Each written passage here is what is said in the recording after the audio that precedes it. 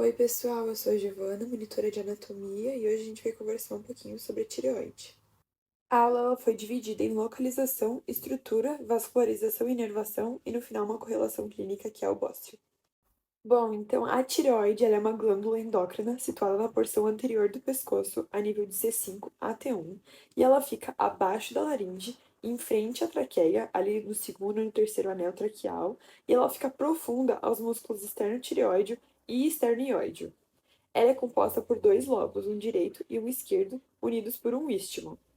A glândula tireoide ela é circundada por uma cápsula fibrosa fina que vai enviar ali septos profundos lá para o interior da glândula. E ela é responsável principalmente pela produção dos hormônios tireoidianos T3 e T4, além da calcitonina, que são fundamentais para regular o metabolismo celular. A estrutura da tireoide é composta por células foliculares, que são responsáveis pela produção dos hormônios tireoidianos, e as células parafoliculares. As células foliculares, elas são organizadas em folículos que têm na parede células chamadas tirócitos e no seu interior uma substância gelatinosa chamada de coloide.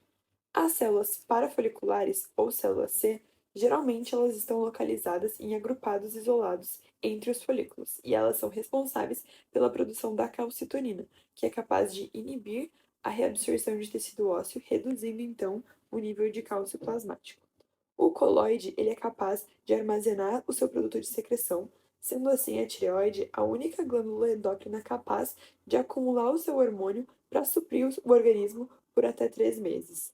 Então, o coloide ele é composto basicamente pela tireoglobulina, que é uma glicoproteína que contém T3 e T4.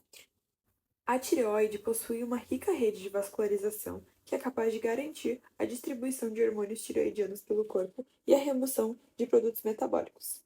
A glândula ela é suprida pelas artérias tireoide superior, que é ramo da carótida externa, a tireoide inferior, que é ramo do tronco tíreo-cervical, e uma pequena parcela da população tem uma artéria pequena chamada de tireoide íma, que irriga especificamente o istmo. Geralmente, a artéria tireoide íma, ela vem do tronco braquiocefálico, mas em algumas pessoas ele pode se originar do arco da aorta ou das artérias carótida comum direita, subclávia ou da torácica interna. A drenagem venosa é suprida por três pares que formam um plexo venoso. As veias tireoides superiores acompanham as artérias tireoides superiores e drenam os polos superiores da glândula para depois desembocar na jugular interna.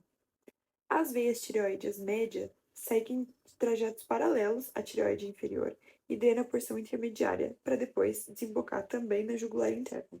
E por fim, as veias tireoides inferiores drenam de forma independente os polos inferiores para desembocar na veia braquiocefálica. Os nervos da tireoide são derivados dos gânglios simpáticos cervicais superiores, médios e inferiores. Essas fibras, elas são vasomotoras e não secretomotoras. Então, elas causam a constrição dos vasos sanguíneos, mas a secreção endócrina da glândula, ela é controlada hormonalmente pela hipófise. Também atrás da glândula tireoide passa um nervo chamado laringeum recorrente. E essa localização desse nervo é super importante, vocês já vão entender por quê. Na porção posterior estão situadas as glândulas paratireoides, que produzem o paratormônio, que é capaz de controlar o metabolismo do fósforo e cálcio no sangue. Então, ele estimula a reabsorção de cálcio intestinal nos ossos e diminui a eliminação de cálcio nos rins, aumentando então o nível sérico. O aumento não neoplásico e não inflamatório da glândula tireoide, ao contrário do que acontece durante o período menstrual e a gravidez, é chamado de bócio, que é causado pela carência de iodo, e isso é comum em algumas partes do mundo onde o solo e a água são pobres em iodo. Aqui no Brasil, a gente tem uma política desde 1974 que é obrigatória a implementação de iodo no sal de cozinha, a fim de diminuir a chance da pessoa ter bócio. O aumento da glândula causa uma saliência no pescoço que, além de queixas estéticas, ele pode comprimir a traqueia, o esôfago e os nervos laringeus recorrentes. A depender da queixa e do quanto a condição impacta a vida do paciente, o tratamento pode ser cirúrgico através de uma tireoidectomia total ou parcial. Por conta da posição do nervo laringeu recorrente, há o risco de lesão desse nervo durante a cirurgia, e aí o paciente pode se manifestar no pós-operatório com afonia, rouquidão, distúrbios de fonação ou espasmos de laringe. Outro risco da cirurgia acaba sendo a retirada acidental da glândula paratireoide durante a tireoidectomia, e isso pode levar a um quadro de hipoparatireoidismo. Caso o cirurgião perceba que tirou essa glândula durante a cirurgia, ele pode reimplantar ela no músculo durante o ato operatório. Bom, pessoal, era isso. Qualquer dúvida, questionamento, estamos à disposição. Obrigada.